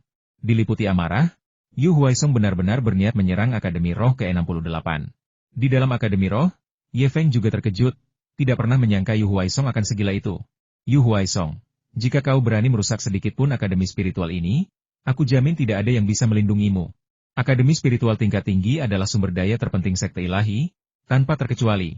Sebuah suara tua tiba-tiba terdengar dari atas akademi spiritual nomor 68. Ye Feng mengenali suara itu sebagai suara lelaki tua berambut perak. Orang tua. Yu Huaisong mengumpat dengan marah, dan bekas kepalan tangan merah yang melayang di dadanya tiba-tiba menghilang. Betapapun sombongnya dia, ada beberapa hal yang melibatkan aturan dan prinsip dasar sekte ilahi yang tidak berani dia lakukan. Baiklah, bajingan, jika kau tidak keluar, aku akan mengingat hari ini. Kau tahu siapa yang ada di belakangku? Beraninya kau menggangguku? Kau benar-benar tidak tahu apa arti kematian. Nak, aku akan membiarkanmu berlatih selama 5 hari dulu. Tunggu saja dan lihat hasilnya. Setelah melontarkan beberapa ancaman yang sia-sia, Yu Huaisong pergi dengan marah. Seperti yang dikatakan lelaki tua berambut perak itu, begitu kau memasuki akademi spiritual ini, tidak ada yang bisa berbuat apa-apa. Sementara itu, Yu Huaisong dengan marah meninggalkan akademi spiritual Laut Bambu. Ketika tiba di pintu masuk, ia kebetulan melihat lelaki tua berambut perak itu lagi. Pria tua berambut perak itu tetap ramah dan selalu tersenyum, siapapun yang datang. Namun senyum ini, di mata Yu Huaisong yang sudah dipenuhi amarah, memiliki makna yang berbeda. Dasar orang tua bodoh, berani-beraninya kau menertawakanku. Aku tak akan percaya kalau aku tak akan memberimu pelajaran hari ini. Dengan alis terangkat penuh amarah dan cahaya spiritual merah menyala di sekelilingnya, Yu Huaisong menerjang maju dan melepaskan rentetan pukulan dan tendangan ke arah lelaki tua berambut perak itu. Bang bang bang tanpa ampun. Mungkin karena usianya sudah tua dan kesabarannya sudah habis. Atau mungkin karena ia merasa tidak mampu mengalahkan Yu Huaisong. Lelaki tua berambut perak itu sama sekali tidak melawan. Ia hanya terus mempertahankan energi spiritual pelindungnya, membiarkan Yu Huaisong memukul dan menendangnya. Energi spiritual pelindungnya hancur, tetapi segera terbentuk kembali. Dia menerima pukulan itu tanpa mengeluarkan suara, meskipun wajahnya tetap tersenyum. Bahkan saat dipukuli dan dianiaya, dia tetap tersenyum, yang sangat menyeramkan. Setelah melampiaskan amarahnya dan memukuli semua orang, Yu Huaisong akhirnya pergi dengan puas. Saat pergi, Ji menunjuk ke arah lelaki tua berambut perak itu dan mengumpat, "Pak Tua Bai, ingat ini lain kali selalu tinggalkan halaman roh untukku. Setiap kali aku datang, harus ada halaman roh.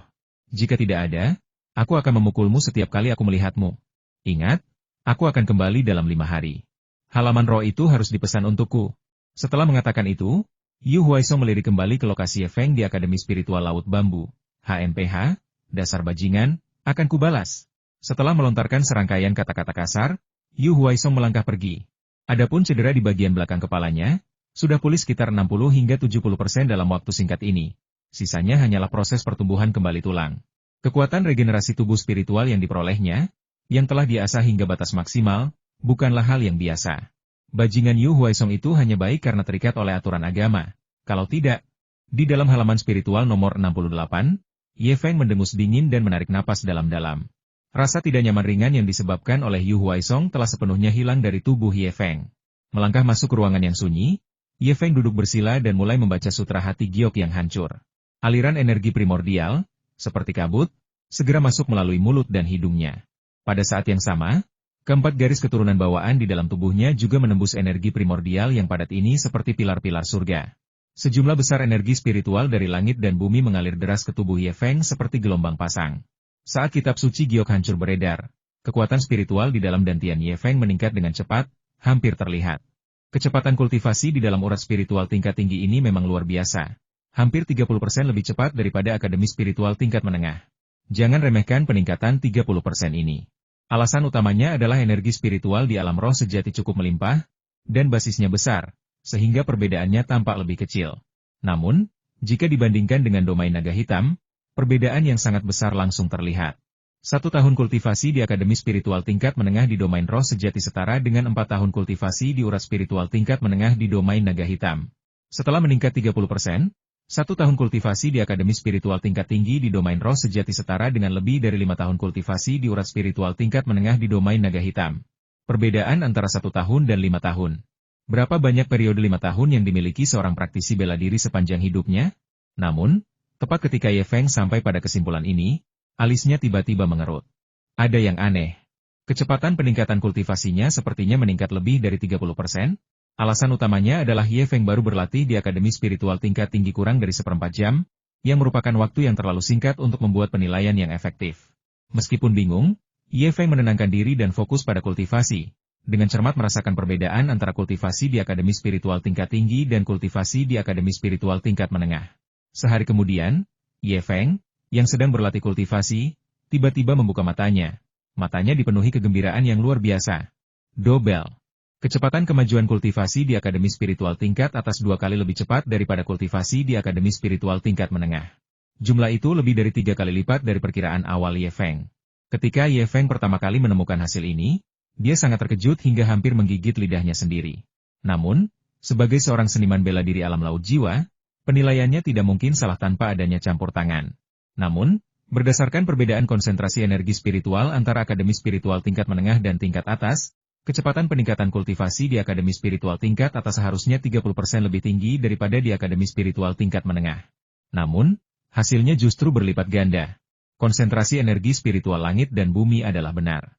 Konsentrasi energi spiritual langit dan bumi di akademi spiritual tingkat menengah alam roh sejati sekitar 3 kali lipat dari dunia luar, dan konsentrasi energi spiritual langit dan bumi di akademi spiritual tingkat atas sekitar 4 kali lipat dari dunia luar. Berdasarkan deduksi ini, kecepatan kultivasi di dalam akademi spiritual tingkat menengah adalah 3 kali lipat dari dunia luar, dan kecepatan kultivasi di dalam akademi spiritual tingkat tinggi adalah 4 kali lipat dari dunia luar. Kecepatan kultivasi di akademi spiritual tingkat atas hanya sekitar sepertiga lebih cepat daripada di akademi spiritual tingkat menengah. Namun, hasil fisik pribadi Ye Feng meningkat 2 kali lipat. 1 hari kultivasi di akademi roh tingkat atas setara dengan 2 hari kultivasi di akademi roh tingkat menengah. Jika Ye Feng dapat terus berkultivasi di akademi roh tingkat atas, maka waktu yang dibutuhkan untuk menembus dari tingkat pertama alam laut jiwa ke tingkat kedua hanya akan memakan waktu 3 bulan. Dengan tambahan beras spiritual, teh spiritual, anggur spiritual, dan berbagai tanaman spiritual, waktu yang dibutuhkan untuk menembus dari tingkat pertama alam laut jiwa ke tingkat kedua mungkin kurang dari 2,5 bulan. Kesenjangan ini sungguh mencengangkan. Awalnya, Ye Feng tidak dapat menemukan alasannya, tetapi dengan bantuan indera ilahinya, dia dengan cermat mengamatinya dan menemukan mengapa kecepatan kultivasi di akademi spiritual tingkat tinggi jauh lebih kuat daripada yang dia duga. Kemurnian energi spiritual. Kemurnian energi spiritual di dalam akademi spiritual tingkat tinggi 10 kali lipat dibandingkan dengan akademi spiritual tingkat menengah. Berbagai energi negatif dan kotoran yang bercampur dengan energi primordial langit dan bumi sangat berkurang di dalam energi primordial akademi spiritual tingkat tinggi. Alasan mengapa energi primordial langit dan bumi disebut energi primordial langit dan bumi, adalah karena energi tersebut mengandung sejumlah energi negatif dan banyak kotoran. Setelah seorang praktisi bela diri menyerapnya ke dalam tubuhnya, ia perlu menggunakan teknik kultivasinya untuk memurnikan energi negatif dan kotoran tersebut sebelum dapat diubah menjadi kekuatan spiritualnya sendiri untuk digunakan. Ketika para praktisi bela diri berlatih, mereka menghabiskan lebih dari sepertiga waktu mereka untuk melancarkan teknik-teknik mereka guna memurnikan energi negatif dan kotoran tersebut, yang secara alami memengaruhi kecepatan latihan mereka. Inilah sebabnya mengapa terdapat perbedaan yang sangat besar dalam kecepatan kultivasi antara akademi spiritual tingkat tinggi dan tingkat menengah. Mungkin itu adalah perubahan kuantitatif yang menyebabkan perubahan kualitatif. Di dalam akademi spiritual yang unggul, Energi spiritual langit dan bumi mengandung sangat sedikit energi negatif atau kotoran. Energi negatif dan kotoran yang terkandung dalam energi spiritual akademi spiritual tingkat atas kurang dari 1/10 dari energi negatif dan kotoran yang terkandung dalam energi spiritual akademi spiritual tingkat menengah. Dalam situasi ini, ketika seorang seniman bela diri berlatih di akademi spiritual tingkat tinggi, ia cukup menyerap energi spiritual langit dan bumi ke dalam tubuhnya. Saat ia mengedarkan teknik kultivasinya, ia dapat dengan cepat memurnikan kotoran dan energi negatif di dalam dirinya, sehingga sangat meningkatkan kecepatan kultivasinya. Yang membedakan Ye Feng adalah energi spiritual langit dan bumi yang diserapnya ke dalam tubuhnya pertama-tama dimurnikan oleh mutiara naga ilusi, dan kemudian dimurnikan oleh teknik kultivasi Ye Feng, mengubahnya menjadi kekuatan spiritual. Dihadapkan dengan energi spiritual murni seperti itu di dalam akademi spiritual tingkat tinggi. Setelah dihirup, energi tersebut pertama-tama dimurnikan oleh mutiara naga ilusi, menjadi hampir sempurna murni. Teknik kultivasi Ye Feng, setelah diaktifkan, kemudian dapat diubah menjadi kekuatan spiritualnya sendiri. Efek dari mutiara naga ilusi milik Ye Feng adalah bahwa ia beroperasi secara spontan tanpa memandang tingkat akademi roh. Oleh karena itu, kecepatan kultivasi Ye Feng di akademi roh tingkat tinggi mungkin 1 atau 2/10 lebih lambat daripada para seniman bela diri lainnya. Meskipun begitu, jika dibandingkan dengan kecepatan akademi spiritual tingkat menengah yang 2 kali lebih cepat, itu sudah cukup untuk mengejutkan Ye Feng.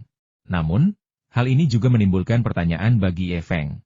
Akademi spiritual tingkat atas telah mengalami lompatan yang begitu jauh melampaui norma dibandingkan dengan akademi spiritual tingkat menengah. Jadi fenomena aneh macam apa yang akan terjadi di jalur spiritual tingkat atas yang dapat disebut sebagai negeri dongeng? Ye Feng percaya bahwa fenomena yang dihasilkan di dalam urat spiritual tingkat atas pastilah luar biasa. Jika tidak, begitu banyak kekuatan tingkat atas tidak akan bertarung sampai mati dan menyebabkan sungai darah mengalir di atas satu urat spiritual tingkat atas. Memikirkan hal ini, Ye Feng tak kuasa menantikan kembalinya majelis roh. Kecepatan kultivasi di sini memang cepat, tetapi saya hanya menikmati tunjangan bulanan sedang, yang berarti saya hanya bisa berkultivasi di akademi spiritual tingkat atas selama 5 hari. Waktunya terlalu singkat. Jangankan tunjangan bulanan rata-rata, bahkan tunjangan bulanan tinggi yang memungkinkan 10 hari kultivasi di akademi spiritual tingkat tinggi setiap bulan pun masih belum cukup menurut Ye Feng. Jika seseorang dapat terus-menerus berlatih di dalam akademi spiritual yang unggul, itu akan benar-benar menggembirakan. Ye Feng telah memutuskan bahwa setelah periode kultivasi 5 hari ini berakhir, dia pasti akan menanyakan apakah ada metode untuk kultivasi jangka panjang di dalam akademi spiritual tingkat tinggi. Jika dia tidak dapat menemukannya, setidaknya Ye Feng harus mencoba meningkatkan tunjangan bulanan yang dia terima di Weihua Hall ke tingkat tertinggi. Berkebun tidak mengenal waktu, 5 hari berlalu dalam sekejap mata. Di dalam halaman spiritual nomor 68, tepat ketika Ye Feng sedang asyik berlatih, penghalang cahaya pelindung di dalam halaman tiba-tiba bergetar. Seketika membangunkan Ye Feng dari keadaan meditasinya. Kurang dari 10 tarikan napas kemudian, tepat ketika Ye Feng menyelesaikan kultivasinya, jimat giok identitas ungu di dada Ye Feng berkilat, dan kekuatan meremas yang sangat besar tiba-tiba datang dari dalam akademi roh. Seperti meremas pasta gigi, sejumlah besar kekuatan spiritual langsung mengirim Ye Feng keluar dari akademi roh. Di luar gerbang akademi roh, Ye Feng mencoba masuk lagi, tetapi dia tidak bisa masuk apapun yang dia coba, yang menunjukkan betapa menakjubkannya formasi tersebut. Karena tidak bisa masuk, Ye Feng tidak punya pilihan selain pergi. Terlebih lagi, Ye Feng sudah lama berniat bertanya kepada lelaki tua berambut perak itu apakah ia memiliki metode untuk berkultivasi di akademi spiritual ini. Jika memang ada metodenya, pria tua berambut perak yang menjaga halaman itu pasti mengetahuinya. Tepat ketika Ye Feng diangkut keluar dari akademi spiritual oleh formasi tersebut, sesuatu terjadi di gerbang utama akademi spiritual Laut Bambu. Yu Huaisong, seorang ahli tingkat pertama di alam pemurnian Qi, yang tampak sangat gagah dalam jubah merahnya, menunjuk ke arah lelaki tua berambut perak itu dan mengutuknya. Dasar bajingan tua, sudah kubilang 5 hari yang lalu untuk meninggalkan halaman roh untukku, dan kau masih belum melakukannya. Dasar bajingan tua, apa kau mau dipukuli? Bai Zizai, dengan rambut peraknya, perlahan bangkit dari tanah. Meskipun telah didorong hingga jatuh ke tanah oleh Yu Huaisong, wajahnya tetap tersenyum. Siapa cepat, dia dapat. Ini adalah tugasku sebagai penjaga akademi spiritual Laut Bambu ini. Karena mereka berdua tiba lebih dulu darimu, aku telah memesan akademi spiritual yang akan segera kosong ini untuk mereka. Ini adalah cara yang benar. Jika kau ingin masuk akademi roh untuk berlatih, lain kali datanglah lebih awal. Akan ada tempat kosong di akademi roh dalam 3 hari. Kata lelaki tua berambut perak, Bai Zizai, dengan tenang. Di sampingnya, Dong Yan dan Huo Ming, keduanya berada di tingkat kelima alam laut jiwa. Memandang Yu Huaisong yang marah dengan ketakutan di wajah mereka. Dilihat dari pakaian mereka, mereka seharusnya juga anggota Aula Bunga Bulan. HMPH, kalau begitu ganti tiketmu. Salah satu dari mereka secara sukarela menunda penggunaan Akademi Roh. Yu Huaisong menunjuk kedua pendekar tingkat 5 alam laut jiwa di belakangnya, dan matanya membelalak. Dong Yanxian, yang tingkat kultivasinya setinggi alam laut jiwa tingkat 5, panik. Aku bersedia menunda penggunaan Akademi Roh. Sambil berbicara, Dong yang terlebih dahulu menunjukkan jimat giok identitasnya, memungkinkan Bai Zizai untuk mengubah pemesanannya. Lihat, dia sudah setuju untuk mengganti tiketnya. Dasar orang tua bodoh, ganti tiketnya untukku sekarang juga. Teriak Yu Huaisong. Yang mengejutkan, Bai Zizai, dengan rambut peraknya, menggelengkan kepalanya dengan tegas. Begitu jimat roh telah ditandatangani, itu tidak dapat diubah. Mereka dapat memilih untuk tidak masuk Akademi Roh untuk berkultivasi, dan mereka dapat melepaskan waktu kultivasi ini, tetapi mereka sama sekali tidak dapat mengubah tandanya. Dasar bajingan tua, kau mencari kematian. Yu Huaisong meraung marah. Mungkin karena pengalamannya sebelumnya mengalahkan Bai Zizai, Yu Huaisong dipenuhi amarah dan menerkam Bai Zizai, melayangkan rentetan pukulan. Dibandingkan sebelumnya, dia bahkan lebih tidak bermoral, terutama karena kekuatan spiritual api merahnya sangat dominan. Dalam sekejap, rambut perak Bai Zizai hangus, dan pakaiannya menjadi compang-camping. Namun, bahkan setelah dipukuli, senyum tak pernah hilang dari wajah Bai Zizai. Melihat Bai Zizai tetap tersenyum, Yu Huaisong menjadi semakin marah. Pak Tua, kau masih berani tertawa. Apa kau benar-benar mengira aku bercanda? Kau sudah berulang kali mempersulitku. Aku, Yu Huaisong, bersumpah demi Tuhan hari ini bahwa jika aku tidak melihatmu setiap kali aku memukulmu, aku bukanlah Yu Huaisong. Dengan teriakan marah, tinju Yu Huaisong menghantam keras. Yu Huaisong, sumpah seorang seniman bela diri harus dipenuhi. Meskipun babak belur, Bai Zizai tetap sangat tangguh. Beraninya kau membantah. Akan kuhancurkan semua gigi tuamu. Sambil berbicara, Yu Huaisong mengangkat tinjunya dan menghantamkan tinjunya ke mulut Bai Zi yang keriput.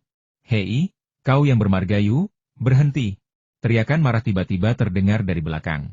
Itu adalah Ye Feng, yang baru saja keluar dari Akademi Roh. Melihat pemandangan ini, dia dipenuhi amarah dan berubah menjadi seberkas cahaya, lalu bergegas mendekat. Hah?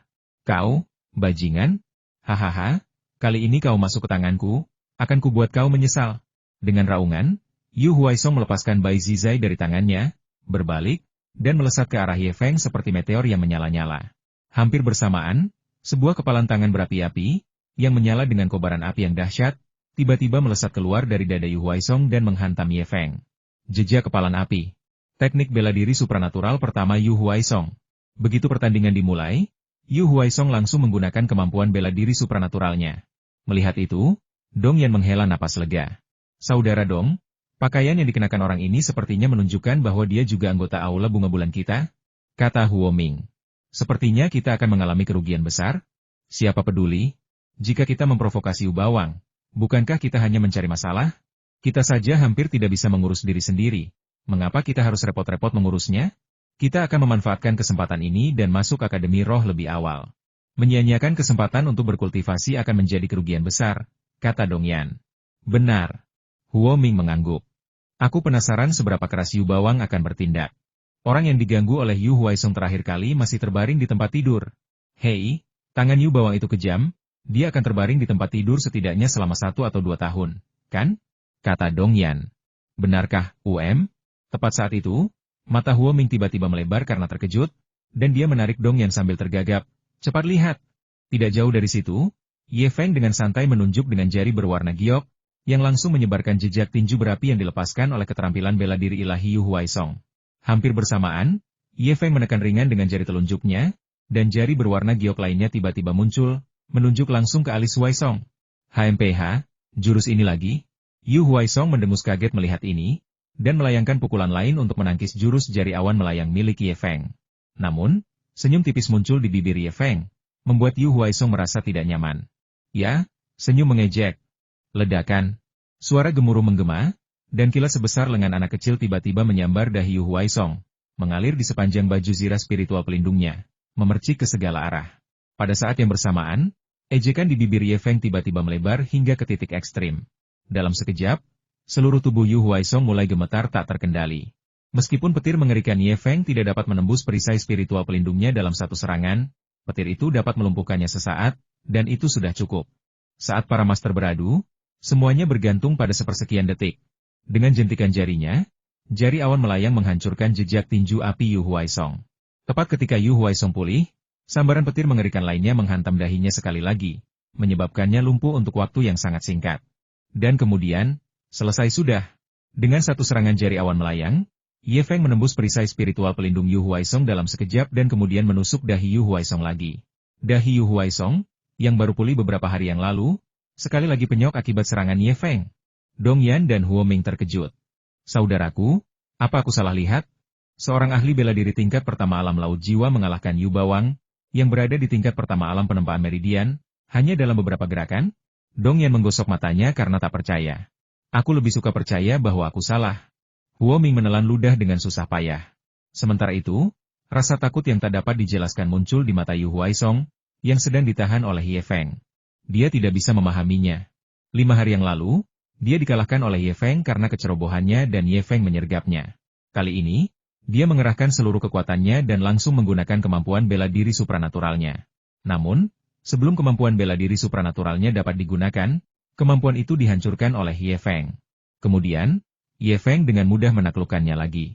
Yu Huaisong memiliki beberapa keraguan apakah dia berada di tingkat pertama alam kondensasi Qi, atau apakah Ye Feng yang berada di tingkat pertama alam kondensasi Qi? Bajingan, kalau kau berani, bunuh aku, atau patah, bang. Sebelum Huaisong selesai berbicara, Ye Feng menamparnya dan melemparkan segenggam batu spiritual ke kepalanya. Hei Yu, apakah kau punya sedikit pun rasa kemanusiaan? Kau selalu mempersulit orang tua ini? Kurasa kau memang pantas dipukuli. Temui aku jika kau berani. Keahlian macam apa kau sampai berani menindas orang tua ini? Aku bersumpah di sini dan sekarang, mulai hari ini dan seterusnya, aku akan mengalahkanmu setiap kali kita bertemu. Dan kita lihat siapa yang lebih tangguh. Sambil mengumpat, Ye Feng terus membakar batu bata spiritual. Ye Feng telah menemukan kelemahan Yu Huaisong. Seperti batu spiritual, dia tertegun setelah terkena serangan itu dan tidak dapat pulih selama beberapa saat. Selama batu spiritual itu terus-menerus mengenainya, dia tidak akan mampu melawan sama sekali. Dong Yan dan Huo Ming terkejut, tampak benar-benar bingung. Kapan seorang ahli bela diri tingkat pertama alam laut jiwa mampu mengalahkan seorang petarung tangguh tingkat pertama alam penempaan meridian dengan begitu brutal? Apakah mereka terlalu lemah? Atau dunia telah berubah? Kau, bajingan, aku akan membunuhmu. Sesekali, Yu Huaisong berhasil meneriakkan makna lengkap dengan setiap suku kata. Tetapi untuk meneriakkan kalimat ini, dia sudah ditampar 40 atau 50 kali oleh batu spiritual yang terbentuk dari energi spiritual di telapak tangan Ye Feng. Bunuh aku? Kau pikir kau bisa? Ye Feng terkekeh, dan batu spiritual yang terbentuk di telapak tangannya tiba-tiba berakselerasi, menghantam keras bagian belakang kepala Yu Huaisong, menyebabkan Yu Huaisong memutar matanya lagi. Beraninya orang seperti ini membual telah membunuh Ye Feng? Seandainya bukan karena aturan sekte tersebut, orang seperti itu pasti sudah mati puluhan kali di tangan Ye Feng. Namun, melihat seorang ahli kuat di tingkat pertama alam pemurnian Qi dengan mudah dikalahkan olehnya, Ye Feng tetap merasa cukup puas. Apa itu prestasi? Inilah prestasi. Sebulan yang lalu, Ye Feng dikejar-kejar di seluruh pegunungan oleh Yang Zhengxi, yang berada di tingkat kedua alam pemurnian Qi. Sekarang, Ye Feng mampu mengalahkan seorang ahli di tingkat pertama alam pemurnian Qi. Tentu saja, alasan utamanya adalah tingkat kultivasi Yu Huaisong memang sangat biasa-biasa saja. Ye Feng menduga itu mungkin karena dia baru saja menembus alam kondensasi Qi dan pengalaman bertarungnya juga cukup buruk. Namun, Ye Feng yakin bahwa jika ia menghadapi Yang Zhengxi lagi, ia pasti tidak akan dipermalukan seperti sebelumnya. Lagi pula, menembus ke alam laut jiwa akan menghasilkan peningkatan kekuatan yang signifikan. Terutama teknik bela diri seperti jari awan melayang, segel giok merah, dan pedang hati, yang kekuatannya meningkat seiring dengan peningkatan tingkat kultivasi Ye Feng. Senior, apakah Anda baik-baik saja? Setelah menjatuhkan Yu Huaisong, Ye Feng membantu Bai Zizai, pria tua berambut perak yang tampak lusuh, untuk berdiri. Hehe, bukan apa-apa.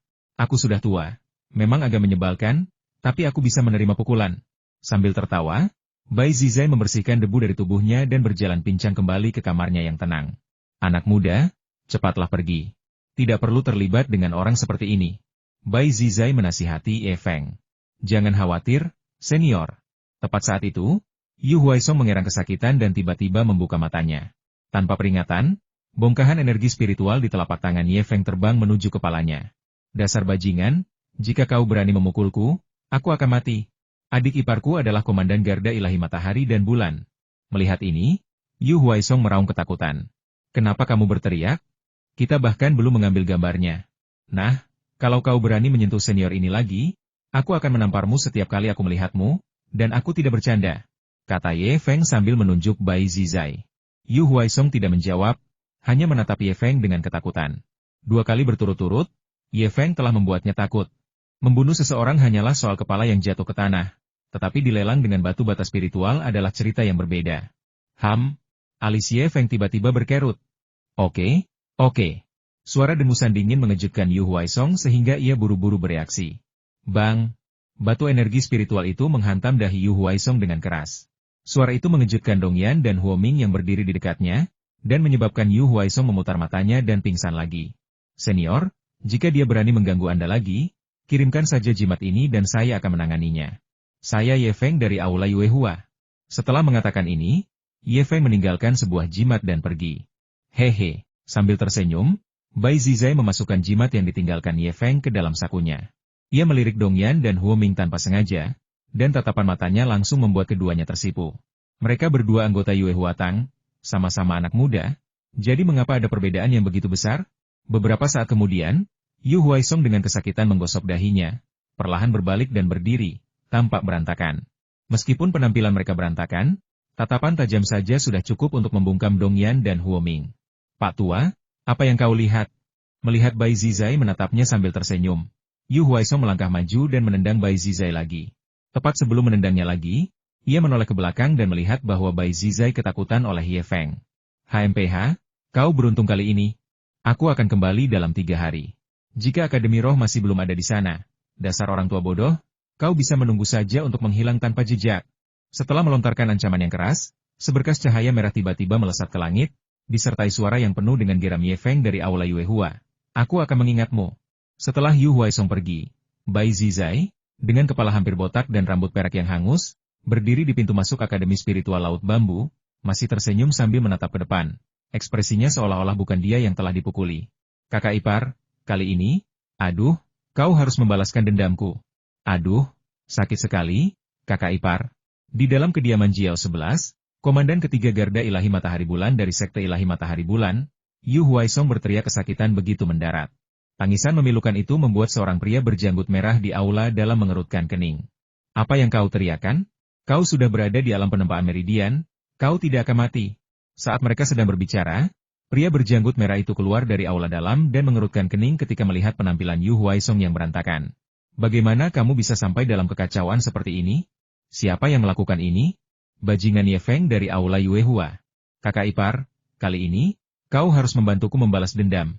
Aku dipukuli olehnya 5 hari yang lalu, tapi aku tidak berani bersuara. Hari ini, aku dipukuli lagi. Dia bahkan mengatakan akan memukulku setiap kali melihatku. Saat ini, Yu Huaisong tidak memiliki aura yang seharusnya dimiliki oleh seorang ahli alam pemurnian Qi. Sebaliknya, dia seperti anak manja. Setelah mengatakan itu, Yu Huaisong cemberut dan berkata, Kakak ipar, jika kau tidak mengurus ini, aku akan pergi mencari adikku. Jiao 11 mengerutkan kening. Siapa bilang aku tidak akan ikut campur? Beraninya Aula Yuehua begitu sombong? Kalian bahkan tidak menyebut namaku? Aku sudah melaporkannya, kakak ipar, tapi tidak berhasil. Dia bilang siapapun itu, mereka semua akan dipukuli. Kilatan kebencian muncul di mata Yu Huaisong. Siapapun itu, kita akan menghajar mereka semua. Kemarahan tiba-tiba muncul di wajah Jiao 11. Sungguh arogan. Tingkat kultivasi macam apa yang dimiliki orang ini? Tingkat pertama alam laut jiwa. Patah. Begitu Yu Huaisong selesai berbicara, sebuah tamparan keras mendarat di wajahnya, meninggalkan 5 bekas jari yang merah terang. Kau dipermalukan seperti ini oleh seorang ahli bela diri tingkat pertama alam laut jiwa, dan kau masih berani datang ke sini dan mengeluh? Benda tak berguna, sampah. Kau adalah seorang ahli bela diri di alam meridian penempaan. Seorang ahli bela diri di alam meridian penempaan yang telah menguasai keterampilan bela diri ilahi. Jiao 11 benar-benar marah. Kakak ipar, aku sudah berusaha sekuat tenaga. Tapi anak ini memang aneh sekali. Dia sudah memukulku 2 kali. Yu Huaisong, seorang ahli kuat di alam pemurnian Qi yang biasanya sangat dominan, tiba-tiba menangis setelah ditampar oleh kakak iparnya. Sudah cukup buruk dia diintimidasi dan dipukuli di luar, tetapi sampai keluarganya juga menamparnya itu sungguh. Melihat bahwa Yu Huaisong tampaknya tidak berpura-pura, ekspresi Jiao 11 melunak. Apa yang kau rencanakan? Apa kau berharap aku pergi mencari Ye Feng, seniman bela diri tingkat 1 alam laut jiwa, dan membalaskan dendam untukmu? Apa kau tidak takut ditertawakan? Kakak ipar, apakah kita akan membiarkan anak itu begitu saja? Anak itu selalu mengancam akan memukuliku setiap kali dia melihatku. Bagaimana aku bisa keluar di tempat umum? Teriak Yu Huaisong. Jangan khawatir. Anak buahku, anak buah Jiao 11, tidak mudah dikalahkan. Ingin menghadapinya? Kami punya banyak cara untuk melakukannya. Tatapan Jiao 11 tiba-tiba berubah dingin membekukan.